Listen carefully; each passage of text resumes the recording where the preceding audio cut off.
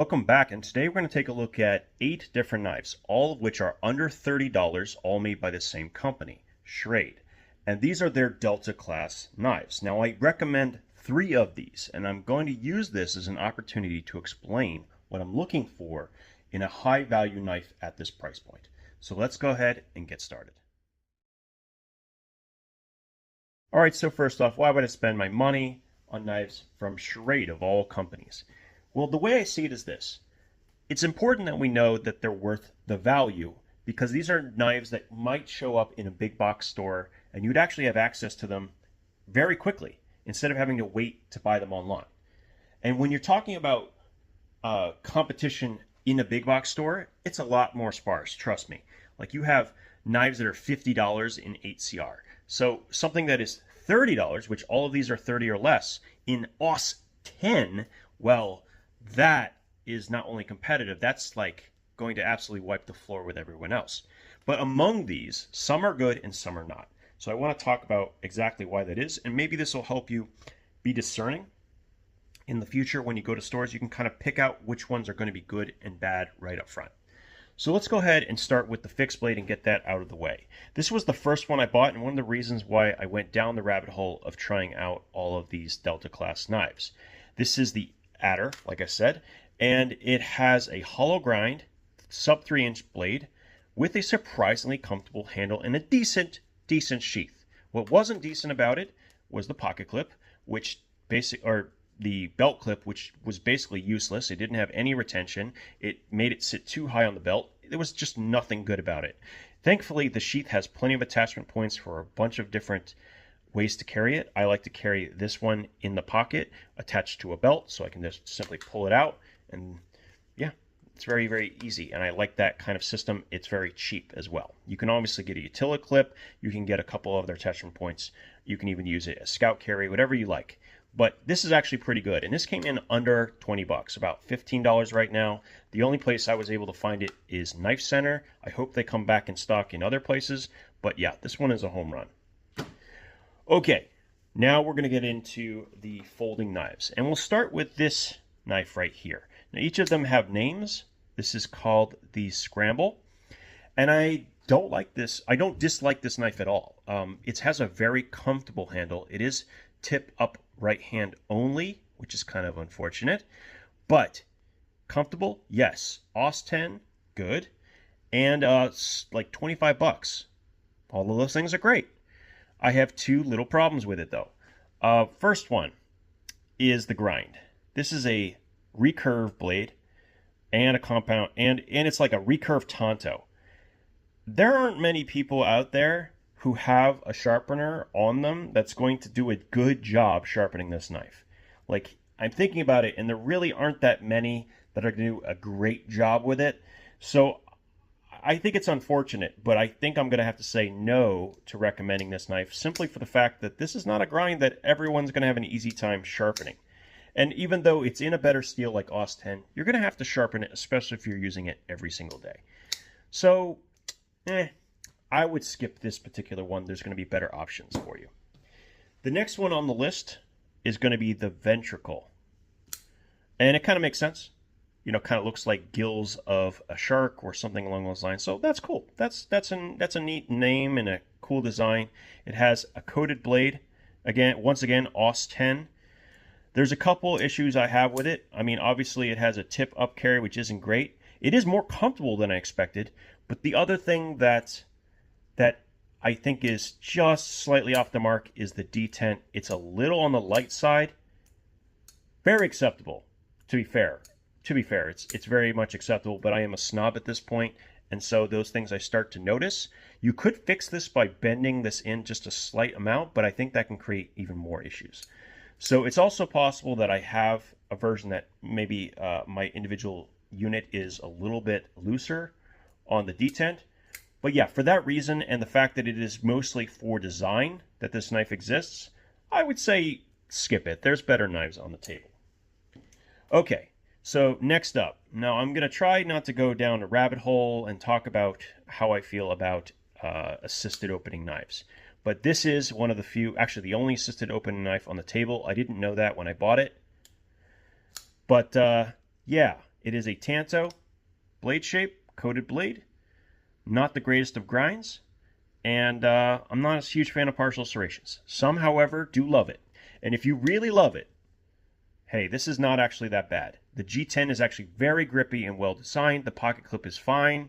It has the 3-point attachment, so you can use a lot of the different clips from companies like Benchmade and Spyderco. I can't remember which one this is more like. I'd have to try it. But it's okay in that regard. I just don't like assisted knives because once you've started exploring better knives, or at least better quality knives, even in the same price points like 30 bucks, I can find something unassisted that is going to have a better action and easier to close without any possibility of future issues. I'm not going to have to worry about someone taking it away or fining me because they call it an auto. And yes, the federal government does not declare that assisted knives are considered automatics. But jurisdictions tend to do that, and you'd have to go fight them in court. That's one of many reasons why you should avoid it. But more important than any of that is the fact that you can get manual knives that have faster opening and better closing than this. And I'm going to show you one on the table that is instantly better than this right off the bat. So I do not recommend this knife unless you're dead set on getting an assisted knife. Okay, so the next one is going to be this, the Tenacity. And why this is notable is that this knife came in under $20. In fact, it was like 18 or something like that. Coated blade, once again, AUS 10. That's a really good combination. It has a hollow ground blade. Oh, man, this choil just makes me cringe. Look at what they did here. I mean, that's pretty rough, wouldn't you say? That's one of the biggest drawbacks to this knife is that they just didn't design the sharpening choil correctly.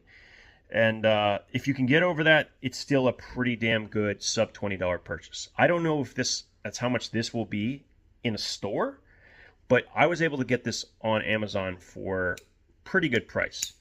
I also find that this flipper tab, for some reason, I slip off it a little bit more than I should. Now it's very easy to modify with a couple more notches, maybe make it a little bit more grippy, but this is something I noticed. There is no detent lash, which is great. This is a decent knife.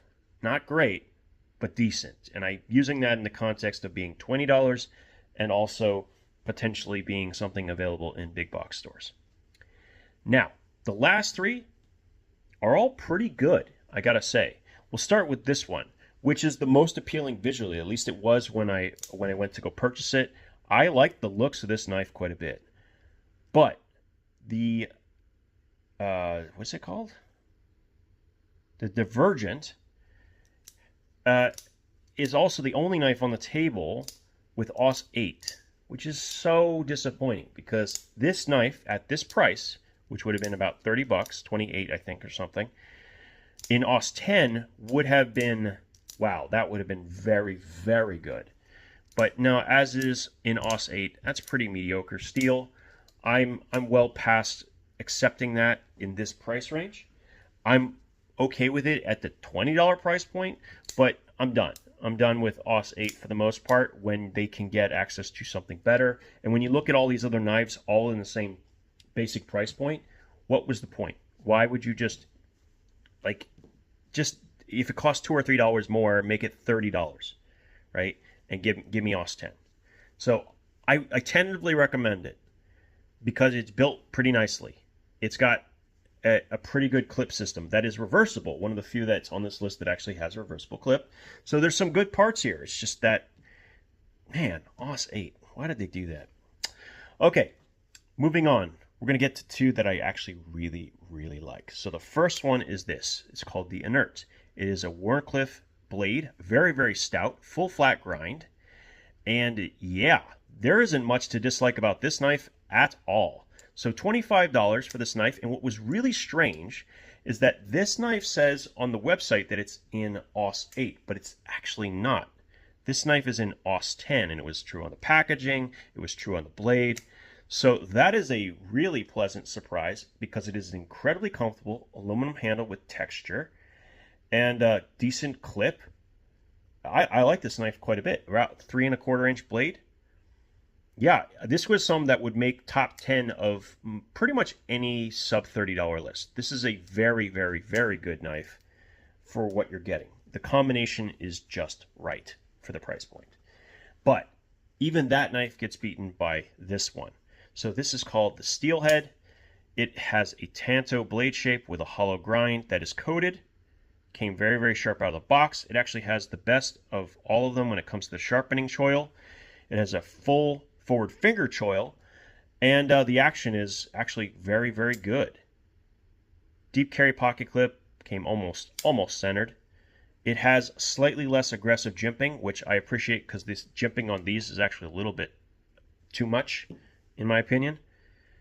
And yeah, there is literally nothing not to like about this. And I wanted to give an example here, like there's that and there's this, okay? This is a significantly better design, and the detent is just better. If you were to compare these, if you put both of these in your hands and you were someone used to a assisted knife, you're going to realize very quickly this is actually easier to use than this one. And it doesn't have any of the potential downsides of, as it wears down, the little piece that can potentially launch the blade wears down, and then it can deploy on its own. You ever seen that? I've seen it. It's not good. Okay, happening in your pants. You can cut open your pants at, you know, the least case scenario and maybe even hurt yourself. Yeah, assisted knives, no bueno. This, on the other hand, this is really, really good. This would make any top 10 list of knives under 30, because AUS 10 is a great steel. And the combination, oh, that's embarrassing. The combination of the Contour G10 with the slight cutouts for texturing and everything else you're getting here, this one is very hard to beat. There might be a couple other Delta Class knives that I haven't tried yet that could be on par, but as of right now, the two knives that I highly recommend are these, which are the Inert and the Steelhead, and then I would also potentially also recommend this, which is the Adder. Any of these are going to be great. I tentatively also recommend these at the proper price points and in the context of being bought in a store. But yeah, that's where I sit with this. I hope I also showed you how you can make some evaluations for yourself. If you're seeing a knife, maybe you return it because it doesn't have the right combination of characteristics. But it should have, there's no reason that we should be accepting crap knives at this point. There's just, you can get too much for your money as low as $20. There's just too many good knives out there. There's way too many good knives out there. I mean, heck, fixed blades, if under 20, I mean, you have what? The Mora Craftline, you have the Robust, right? Which is under $20. I mean, we don't need to accept bad knives anymore. We should know better. And so I think what I'm showing here is that companies that try to shove off less ideal things need to be held accountable by people not buying them. So don't buy these. Buy these. Okay? Or I should say buy these. Right? All right. Get the idea? Anyway, I hope this was informative. Maybe gave you an idea which one to take a look at if you're considering a Schrade. But let me know if you have seen these in a big box store. That's my biggest question. Do these already exist there? And let me know what you found if you do. As always, thank you for your time, and we'll talk again soon.